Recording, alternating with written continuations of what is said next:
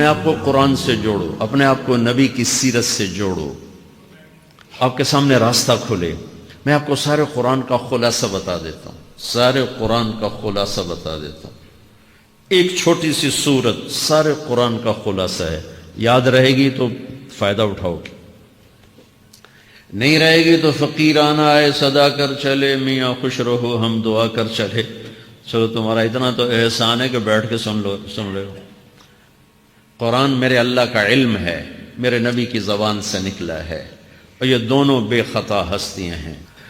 تو اللہ رسول کی بات کا خلاصہ سنا رہا ہوں، اللہ اس کا رسول ایک بات کو سمری کر کے آپ کو دے رہے۔ سارا قرآن 114 سورتیں، 6200 کچھ آیات، ان سب کا خلاصہ ایک چھوٹی سی سورت جس میں کامیابی ناکامی کی مہر لگا دی۔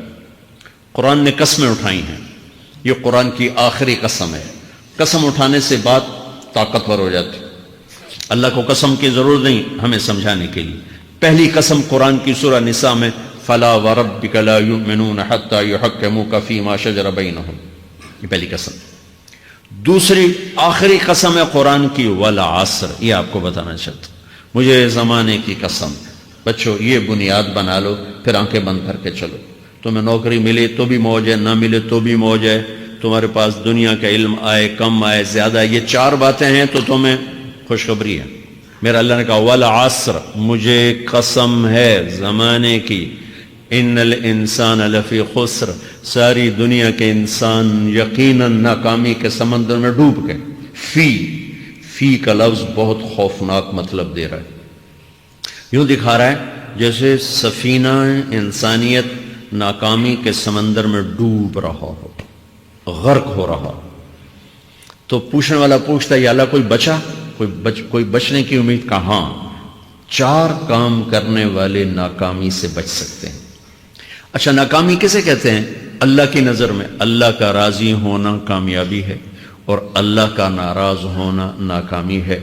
جنت کا مل جانا کامیابی ہے، اور جہنم میں گر جانا ناکامی ہے، یہ قرآن کا مفہوم ہے۔ فَمَنْ زُحْزِحَ عَنِ النَّارِ وَأُدْخِلَ الْجَنَّةَ فَقَدْ فَازَ، جو جہنم سے بچ کے جنت میں چلا گیا وہ کامیاب۔ ناکام کون ہے؟ قُلْ إِنَّ الْخَاسِرِينَ الَّذِينَ خَسِرُوا أَنفُسَهُمْ وَأَهْلِيهِمْ يَوْمَ الْقِيَامَةِ أَلَا ذَلِكَ هُوَ الْخُسْرَانُ الْمُبِينُ لَهُم مِّن فَوْقِهِمْ ظُلَلٌ مِّنَ النَّارِ وَمِن تَحْتِهِمْ ظُلَلٌ، جو قیامت کے دن جہنم میں گر گیا یہ ناکام ہے۔ اس مفہوم کو ذہن میں بٹھائیں۔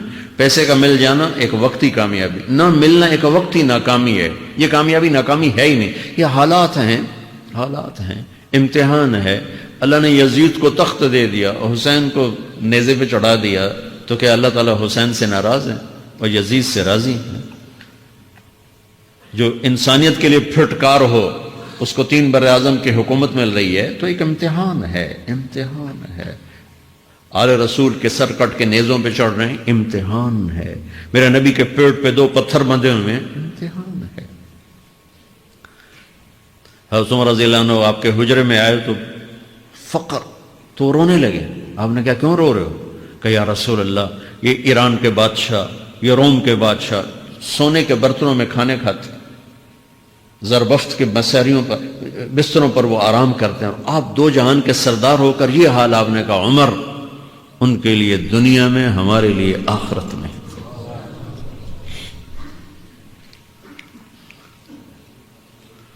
تو میرے اللہ نے کہا والعصر، زمانے کی قسم ساری دنیا کے انسان ناکام ہیں، ناکامی کیا ہے؟ جہنم۔ کون بچا اس ناکامی سے؟ کوئی بچ سکتا ہے؟ اللہ نے کہا 4 کام کرنے والے بچ جائیں گے، 4 کام کرنے والے۔ اِلَّا الَّذِينَ آمَنُوا، جو ایمان لائے۔ ایمان ناکامی سے نکالنے کی پہلی شرط ہے۔ وَعَمِلُوا الصَّالِحَاتِ، جنہوں نے اچھے اعمال کیے، اچھا عمل ناکامی سے نکلنے کی دوسری شرط ہے۔ وَتَوَاصَوْا بِالْحَقِّ، جنہوں نے حق کی دعوت دی، یہ تبلیغ کا کام، جس کو آپ تبلیغی جماعت سمجھتے ہیں، یہ تبلیغی جماعت نہیں ہے، یہ میرے رب کی لگائی ہوئی ذمہ داری ہے ختم نبوت کی وجہ سے کہ میرے نبی کے بعد اب کوئی نہیں آئے گا، تم اے امت محمد اس دعوت کے کام کو اور حق کی دعوت کو تم آگے پہنچاؤ گے۔ وَتَوَاصَوْا بِالْحَقِّ، یہ لازمی پیپر ہیں، کمپلسری پیپر، اس میں نقل بھی نہیں لگ سکتی ہے، یہ لازمی پیپر ہے۔ وَتَوَاصَوْا بِالْحَقِّ، کہ اب کوئی نبی نہیں آنے والا، لہٰذا ایک دوسرے کو تیار کرو، دنیا تک جاؤ، یہ تمہارے ذمہ ہے. یہ ناکامی سے نکلنے کی تیسری شرط ہے. چوتھا پیپر وتواصوا بالصبر، جنہوں نے صبر کی دعوت دی، صبر کیا. میرے بچوں، میرے عزیزوں، میرے بھائیوں، یہ 4 ضروری پیپر ہیں اپنی دنیا اور آخرت کی کامیابی کو حاصل کرنے کے لیے. یہ 4 ضروری پرچے ہیں دنیا اور آخرت کی ناکامی سے نکلنے کے لیے. والعصر، مجھے زمانے کی قسم، کیونکہ زمانہ گواہ ہے. زمانے کے اندر فرعون، قارون، حامان، شداد ڈوبے، برباد ہوئے، تباہ ہوئے. زمانے کی قسم. والعصر، مجھے عصر کے وقت کی قسم. یہ کیوں کہا؟ یہ ایک مطلب بیان کیا جاتا ہے. والعصر کے وقت کی قسم کہ عصر کے بعد دن چھپنے میں ٹائم تھوڑا رہ جاتا ہے، تو اس وقت کاروبار میں بھی تیزی آتی ہے، سفر میں بھی تیزی ہوتی ہے، جلدی گھر پہنچیں، جلدی گھر پہنچیں.